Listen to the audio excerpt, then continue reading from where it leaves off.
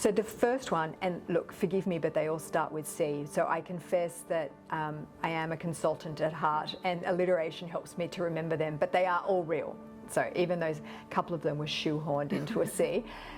The first was around commitment. So these leaders really believed that diversity was important to them as a human being as well as their business. So there was the care factor that they had. They weren't talking about being an inclusive leader because someone had told them to, it came from within. The second thing was that they demonstrated this courage, and I think it is courage to be humble and vulnerable. So if we think about it in context, a lot of leadership is about charismatic leadership and almost sort of Teflon leadership and confidence and all of that kind of thing. And those things are important in certain circumstances, but you're really going to share and open up about yourself and your own vulnerabilities if that leader is doing it with you. So the courage to say, I've made a mistake, or I don't know this, was important in these leaders' behaviours. The third one was around cognizance of bias. Now that's the shoehorn. No one uses the word cognizance of bias, but I just couldn't think of a better word.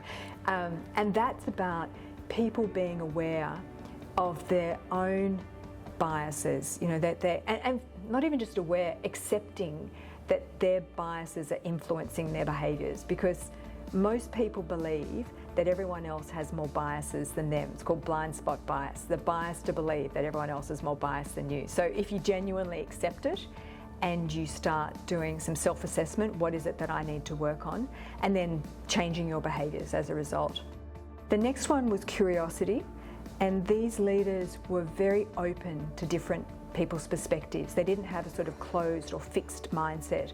They were very explorative and also very empathetic. When they heard someone's different point of view, they really tried to understand it from their perspective, not just from their own.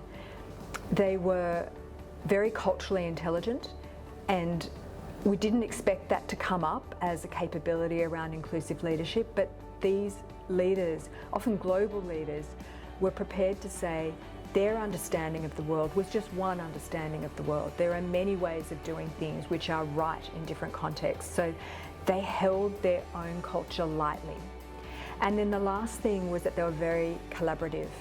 And when I'm using collaboration in this sense, what I mean is that they were very good at managing conflict within a diverse team so that it was a collaborative team. They were great at creating psychological safety within that team, great at empowering people to do their best work. So if I can just quickly summarise, it was about commitment, it was about courage to be humble, cognizance of bias, curiosity, cultural intelligence and collaboration, and that's what these leaders were doing.